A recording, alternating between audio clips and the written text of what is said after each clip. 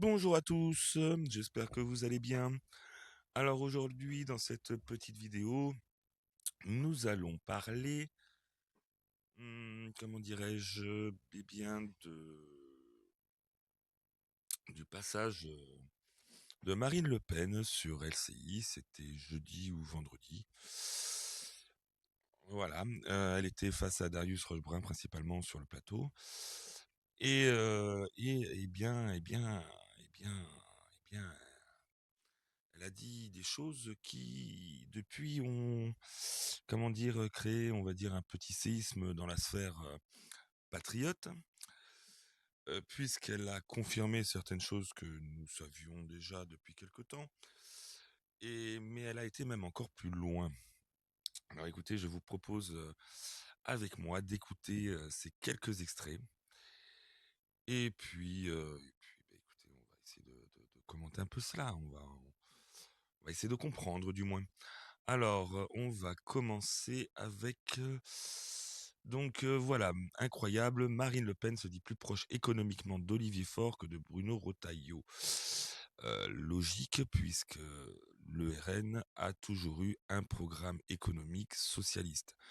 Ce sont des étatistes et donc bien, de toute façon même, la dernière présidentielle en 2022, le programme du RN n'était pas trop, on va dire pas très éloigné du programme de la LFI. Donc tout ça pour dire que oui, ça on s'en doutait. Mais écoutez bien parce que là elle confirme, elle concrétise, comme on dit chez nous. Et donc, eh bien c'est intéressant. Je vous laisse écouter. Pour l'union des droites, pourquoi est-ce que vous avez l'air vent debout contre cette idée qui marche dans beaucoup de pays? Je suis élu et j'ai été réélu dans une circonscription qui a été pendant 80 ans socialo-communiste. Alors, elle a été élue dans une circonscription qui a été pendant 80 ans socialo-communiste. Et elle dit: «J'ai été élue». Donc oui, les gens qui votaient, Il y a donc bien des socialistes et des communistes qui un jour se sont mis à voter pour le Rassemblement national. voilà, donc comme elle dit, il y a bien des socialistes et des communistes qui se sont mis à voter pour elle. Sauf que ce qu'elle se dit pas, c'est se sont peut-être mis à voter pour elle parce que justement, heu, ben, le communisme et le socialiste ont fait leurs preuves et on voit aujourd'hui que c'est une catastrophe. Donc les gens ont peut-être envie, je dirais, de changer, de bord politique ou du moins de changer, de politique tout court. Voilà, et on sait très bien que le socialisme et le communisme étaient connus pour leur magnifique, politique, économique. Bon, on va continuer un petit peu la vidéo. Je ne compte pas leur fermer la porte au nez. Mais pour faire l'union des Donc droites, vous avez il faut besoin se d'alliés. positionner à droite. Moi, je me positionne au-dessus de cela. Voilà, je suis ni de droite, ni de gauche. Dire que vous n'êtes pas plus proche de M. Retailleau, par exemple, que de M. Olivier Faure, franchement. Sur certains sujets, oui. C'est fou que vous hésitiez. Sur l'économie, je ne me sens pas particulièrement D'accord. proche de Laissons M. de côté les Retailleau. Il y a une chose qu'on ne comprend pas. Voilà, donc tout est dit en fait. Au niveau économique, eh bien, le Rassemblement national, heu, c'est, le même programme en fait que le PS ou la LFI. Voilà, c'est du socialisme. En lisant votre programme, bon, bien sûr, il y a des économies sur l'immigration, sur le fonctionnement de l'État notamment, mais dans le même temps, vous envisagez quand même une masse de nouvelles dépenses. Je les cite, enfin je cite les principales. Baisse de la TVA sur l'énergie, 10 milliards. Nationalisation des autoroutes, politique nataliste assez active, assez coûteuse. Allègement de charges sur les salaires, abandon de la réforme des retraites. Il y en a pour des dizaines de milliards d'euros. Et on se dit, la situation budgétaire est grave, et au fond, vous n'avez pas renoncé à être, pardonnez-moi, la mère Noël qui distribue largement. Et on se dit, avec vous, le déficit, c'est pas fini. Monsieur Langlais, moi, je ne vais pas. Mon objectif n'est pas la glaciation du pays. Vous voyez ? C'est-à-dire qu'il faut faire des économies très importantes. Et nous les faisons, et nous présenterons le plan précis des économies que nous souhaitons faire. Mais parallèlement, 100 milliards il y a, vous et avez dépenser raison. 100 milliards. Donc ils feront la liste des économies à faire. Oui, mais bon, en fait, si tu fais des économies pour dépenser encore plus derrière, je vois pas en fait où vont être les économies. Hein, bon. Là, Non. Parallèlement, il y a des politiques à mettre en œuvre et je souhaite faire un impôt sur la fortune financière. Pas d'immobilier. Voilà, là aussi, donc impôt sur la fortune financière. Et le mieux, c'est que là, il va lui poser la question et sur l'immobilier, parce que, donc, pour ceux qui ne le savent pas, en fait, quand Emmanuel Macron est devenu président en 2017, il a modifié donc l'impôt sur la fortune, l'ISF, en impôt sur, en fait, sur les biens immobiliers, l'IFI, c'est devenu. Voilà. Ce qui, en fait, aurait dû normalement permettre plus d'investissements dans l'économie française. Et alors, je ne sais pas honnêtement sur ces chiffres-là si les résultats ont été à la hauteur. En revanche, eh bien en tout cas, tout ce que l'on peut constater malgré tout aujourd'hui, c'est que la France a une dette qui s'élève à 3 416 milliards d'euros. Voilà.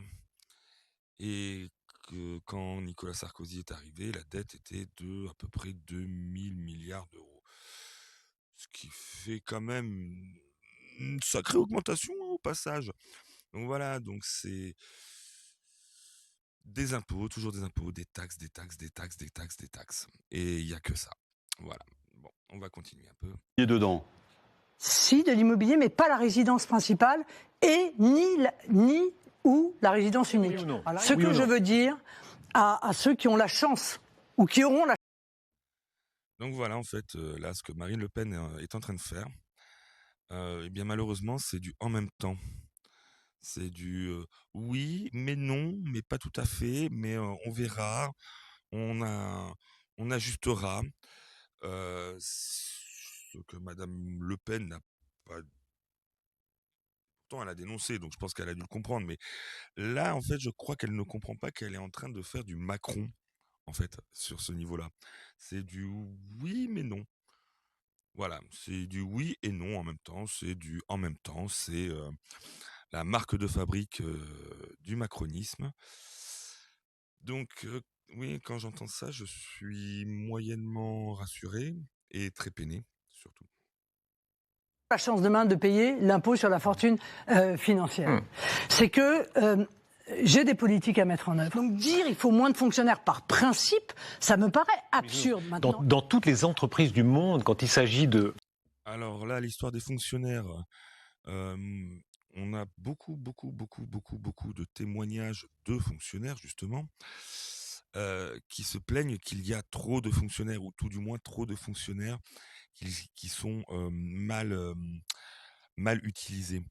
En fait, je crois que c'était Sarah Knafo, si je ne me trompe pas, qui, il y a quelques mois, expliquait en fait qu'aujourd'hui, il n'y a quasiment plus de fonctionnaires sur le terrain, mais qu'en revanche, les fonctionnaires en administration ont été multipliés par 2, si ce n'est pas plus. Voilà, donc peut-être réduire un peu les taux de fonctionnaires qu'il y a dans l'administration pour mettre un peu plus de fonctionnaires, je dirais, de terrain, c'est-à-dire réouvrir des petits bureaux de poste, par exemple, ou avoir un peu plus d'accès, je sais pas, vous savez, au Japon, ils ont les mini-postes de police un peu partout dans Tokyo. Euh, Ça pourrait être une idée, moi je serais d'accord, vous voyez, pour qu'il y ait plus de fonctionnaires, euh, mais dans les rues, enfin à proximité du moins, et non pas cachés dans des bureaux à Paris ou dans les grandes villes de France. Faire réduire un budget, on réduit la masse salariale. C'est ni gentil, ni méchant, ni de gauche, ni de droite. C'est le bon sens économique. J'en ai marre, voilà, je vous le dis, de la même manière que... Alors là, ce qui est intéressant, c'est que la réponse de Darius Rochebrun, en fait, on s'aperçoit qu'en fait, il est plus à droite que Marine Le Pen. Quand on a entendu ce qu'on a entendu tout à l'heure, on se dit, bah oui, c'est normal, puisque elle, du coup, bah, elle n'est pas à droite, elle est complètement à gauche, sur tout ce qui parle, tout ce qui est question d'économie. Et malheureusement, pas que. que j'en ai marre, pardon, hein, mais d'entendre le MEDEF sauter sur sa chaise en disant « il faut baisser les charges, il faut baisser les charges, il faut baisser les charges ». Voilà. Voilà, donc elle, baisser les charges sur les entreprises, ce qui leur permettrait de aussi mieux payer déjà dans un premier temps leurs salariés, mais aussi se permettre de mettre un peu d'argent de côté pour investir, pour financer de nouveaux projets. Donc voilà, donc ça, tout ça en fait, c'est les charges qui plombent, hein. Parce qu'il faut savoir qu'une entreprise aujourd'hui, quand elle embauche, eh bien, pour un salaire de 1500 euros, l'entreprise, en fait, en paye 3000. Parce elle paye la moitié de votre salaire à l'État. Ça, ce sont des charges, justement. Alors, quand Madame Le Pen dit il y a trop de charges, il y a trop de charges, il y a trop de charges, quand on sait qu'aujourd'hui, on a 46% de prélèvement d'impôts en France, hein, toutes charges comprises, hein, impôts, charges et tout ça, oui, Madame Le Pen, il y a trop de charges, il y a trop d'impôts, il y a trop de taxes. Ensuite, nous allons passer à une autre vidéo qui, elle aussi, est assez lunaire. Donc, un musulman, il croit en Dieu et respecte les autres. Un islamiste croit en Dieu et massacre les autres. Alors, Madame Le Pen, je vais vous apprendre quelque chose. Le livre d'un musulman et d'un islamiste, le livre de base, hein, le Coran, c'est le même. Et tuer des mécréants, c'est dans le Coran, hein, c'est écrit en toutes lettres. Voilà. Donc, comment expliquer? C'est un peu ce que disait Zemmour quand il disait il n'y a pas de différence entre l'islam et l'islamisme, parce que l'islam, c'est l'islamisme au repos, et l'islamisme, c'est l'islam en marche. Et qu'est-ce qui déclenche tout ça, en fait? Eh bien, c'est le nombre. Et oui, c'est le nombre, c'est la démographie.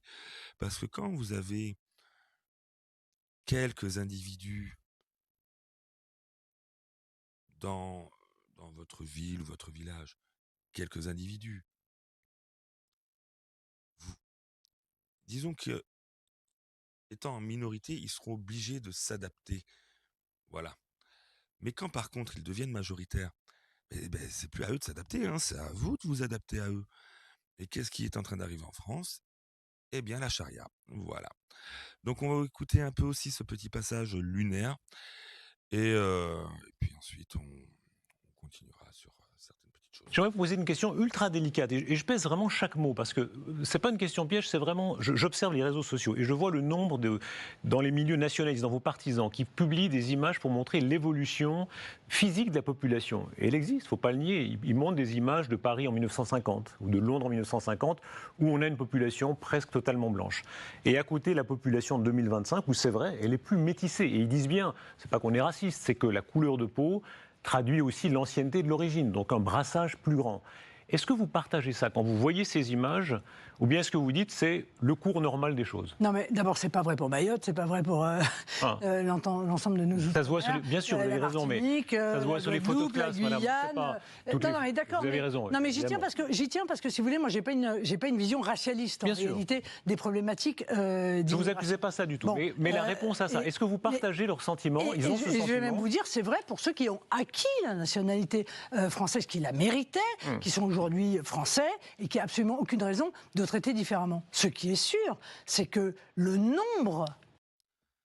Alors, je veux revenir sur une petite chose. Elle parle de ceux qui ont acquis la nationalité française, etc., etc. Alors oui, il y en a beaucoup, surtout des personnes qui sont originaires de Pologne ou d'Italie ou d'Espagne, qui ont acquis la nationalité française parce que non seulement elles se sont intégrées, mais en plus de ça, elles se sont assimilées. Et ce qui fait que il n'y avait plus de différence entre eux et les Français de souche, les Français d'origine. Voilà. Et Et en plus, il y avait aussi autre chose qui a facilité justement cette intégration, cette assimilation, c'est que c'était comme donc, souvent des personnes qui étaient issues de l'Europe et donc majoritairement, très majoritairement, chrétiens. Voilà, donc on avait en fait une base culturelle commune par la chrétienté, par la religion. Ce qui fait qu'en fait, il y avait des petits problèmes, il y avait des vols, des trucs comme ça, oui. Mais aujourd'hui, on n'en est plus là. En fait, aujourd'hui, on en est, surtout avec l'islam, c'est une conquête, en fait. Hein, vous savez, pour ceux qui connaissent un peu l'histoire, ils ont déjà tenté le coup il y a 1300 ans. Hein. Euh, voilà, et ils ont toujours eu cet esprit de conquête, cet esprit de, de conquérir l'Europe. Hein. Voilà, voilà. Donc, je trouve là-dessus que le discours de Marine Le Pen est un peu dépassé, surtout qu'en plus de ça, alors je ne sais pas si elle le fait exprès ou pas, de faire l'amalgame entre race et religion, ce qui est totalement différent. Et là, voilà, je suis un petit peu, bon, étonné moyennement, mais voilà, encore une fois, cela me confirme l'orientation politique du RN et de Marine Le Pen. D'étrangers que nous avons accueillis, et souvent d'ailleurs des mêmes pays, ce qui fait que, en réalité, l'importation de la culture d'origine est d'autant plus flagrante, eh bien, crée une culture, une manière de... Pour rappel, c'est un demi-million d'entrées légales d'immigrés par an et donc un demi-million, hein, quand même 500 000 personnes légales. Hein. Et elles sont majoritairement, même très majoritairement, eh bien, issues du Maghreb ou d'Afrique subsaharienne. Donc, en effet, à ce niveau-là, on peut dire que c'est une invasion. Voilà, on subit une invasion que nous finançons en plus, parce que toutes les aides que l'on donne aux migrants, aux associations de migrants, et tout ça, eh bien, c'est nous qui payons, hein, c'est Nicolas qui paye, voilà. Allez, continuons encore un petit peu. de vivre qui est différente. Et cette situation, bien sûr, Mais est-ce que s'aggrave. ça vous heurte? Je vous donne l'exemple des prénoms. Les prénoms, c'est évidemment très frappant. On voit ça à Bruxelles, à Paris, partout. Mohamed est devenu un prénom beaucoup plus courant. On s'amusait même, on avait un débat avec Jean-Michel Apathy l'autre jour. Je crois que les Darius, parce que j'ai un prénom d'origine un peu exotique aussi, il y a beaucoup plus de Darius que de Jean-Michel maintenant. Quand j'étais gamin, c'était le contraire. Ça n'existait presque pas. Voilà. C'est l'évolution du monde tel que maintenant. Et il y a une partie des Français qui trouvent que... L'évolution du monde. Attendez, laissez-moi finir ma question. Le monde. En tout cas de la France. Ah oui, d'accord, Voilà. c'est pas pareil. Hein. Il y a une partie des Français qui pensent, à tort ou à raison, que c'est abandonner une partie des traditions, des cultures françaises, parce que ça va avec ça, que c'est un corollaire de ça. Est-ce que vous le pensez? En partie, oui. Pourquoi? Parce que, encore une fois, au travers de cette immigration massive et de ce communautarisme qui s'est installé, les islamistes ont pris en main toute une série de quartiers. Or, les islamistes, ils sont incompatibles avec notre... Alors voilà, c'est là où je lui reproche quelque chose, en fait. Je lui reproche d'être un peu malhonnête, en fait, parce que justement, elle a tout dit. Et malgré tout, vous allez voir, vous allez comprendre. notre culture. Si vous voulez, pour le coup, c'est pas moi qui le dis, hein, je ne vais pas terminer avec les bracelets, mais la Cour européenne des droits de l'homme dit que la charia est incompatible avec les valeurs de la démocratie. Donc ces gens ont pris le pouvoir, bien souvent d'ailleurs ils intimident des gens qui aimeraient bien vivre. Voilà, donc en fait, elle a compris que le nombre, en fait, faisait force et faisait l'histoire. Et donc, elle comprend qu'il y a un problème de masse par rapport à la communauté musulmane qui vit en France, qui n'est pas de 5 millions de personnes. Hein. Vous pouvez facilement rajouter 10, voire presque 15 millions de plus. Voilà. Et, et en fait, elle, elle est incohérente, en fait. Parce que si elle reconnaît ça, elle ne peut pas dire par la suite qu'il n'y a pas de problème avec les musulmans, qu'ils respectent. Non, parce qu'en fait, c'est là le truc, c'est que comme je vous disais, s'ils ne sont que 5 ou 10 dans votre village, ce sont, ils vont pas faire d'entorse, hein. Il n'y aura pas de problème, ils seront gentils. Tous les jours, ils vous diront bonjour. Par contre, quand ils vont devenir 100 ou 1000, là, ce sera plus la même histoire. Selon la culture, le mode de vie du pays qu'ils ont rejoint. Parce qu'après tout, si on quitte, après tout, le Maroc, la Tunisie ou l'Algérie pour venir en France, c'est qu'a priori quelque chose vous y attire en France. Peut-être. Eh oui, oui, peut-être que quelque chose attire en France. Alors moi, j'ai peut-être une idée, hein. Les aides sociales, la CAF, l'AME, voilà, tout ça, ça attire en effet. En France, oui. Demain, vous fermez la CAF pour les étrangers, supprimez la solidarité nationale aux nationaux, hein, donc aux Français. Vous arrêtez de financer toutes ces associations qui pro-migrantes, pro, tout ça, qui passent leur temps à vous cracher dessus, à vous insulter, à vous importer encore plus de cette immigration. On en reviendra dans une autre vidéo, savoir pourquoi on en parle et pourquoi c'est devenu un problème. Et donc, si vous voulez, si on arrête déjà de financer tous ces gens-là, toutes ces assos et tout ça, et que déjà nous on va gagner de l'argent, et derrière, ils viendront plus, hein. Ils vont plus venir, hein. Si demain on leur enlève toutes les aides sociales et tout, le logement gratos, la bouffe gratos et tout, ils viendront pas, hein. C'est aussi simple que ça. C'est pour ça qu'ils viennent, hein. Parce que si elle me dit oui, ils viennent du Maroc, ils viennent d'Algérie, ils viennent de Tunisie, c'est qu'il doit bien y avoir quelque chose. Ah oui, c'est ça, c'est les aides sociales. Parce que quand ils arrivent, la première chose qu'ils disent, c'est nique la France. Donc au bout d'un moment, ils viennent pas pour l'amour de la France, hein, tout du moins. Le mode de vie, la culture, si c'est pour vivre comme chez soi, bon, vous voyez bien qu'il y a quand même un La civilisation est en danger pour vous, ce qu'on appelle la civilisation quoi? Occidentale, quel est le mot écoutez, pour utiliser? quand dans un certain nombre de quartiers, les filles peuvent plus se mettre en jupe, on n'a plus de boucherie qui soit pas halal, on a des réflexions qui sont... Mais après, ça ne la dérange pas qu'une femme porte le voile. Voilà.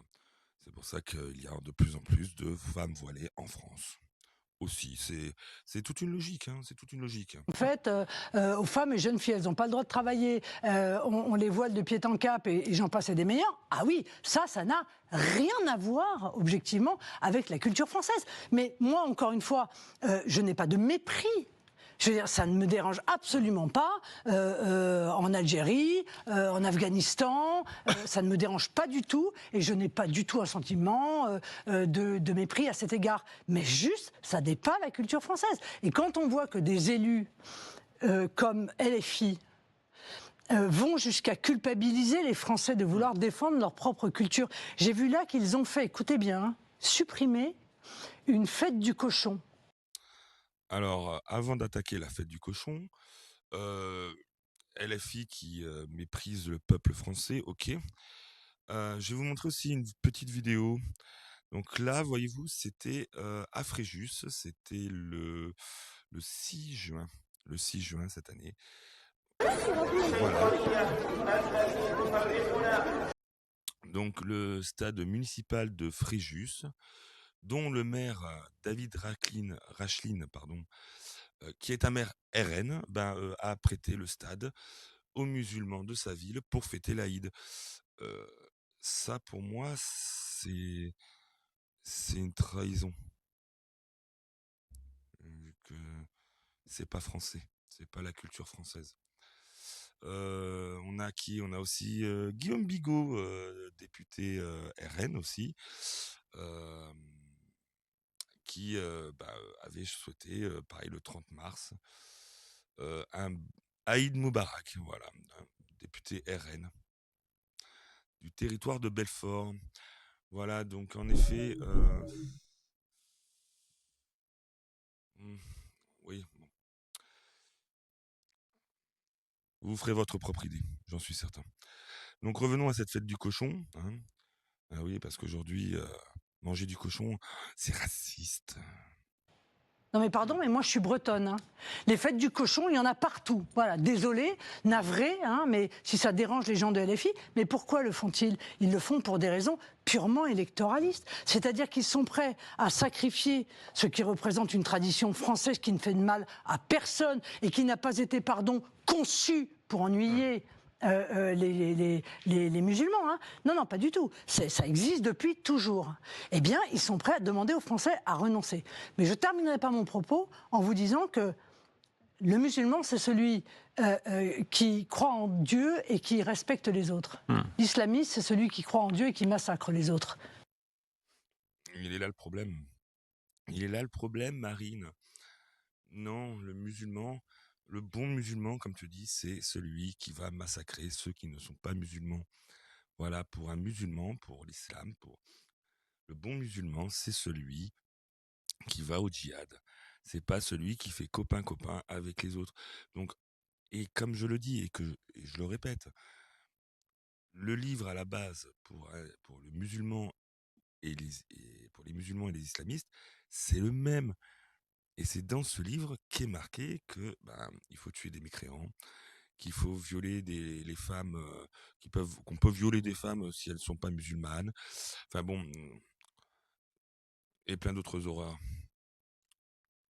Bref, vous ferez là aussi votre idée. Hein, je vous conseille un jour, si ce n'est de le lire, au moins de le parcourir.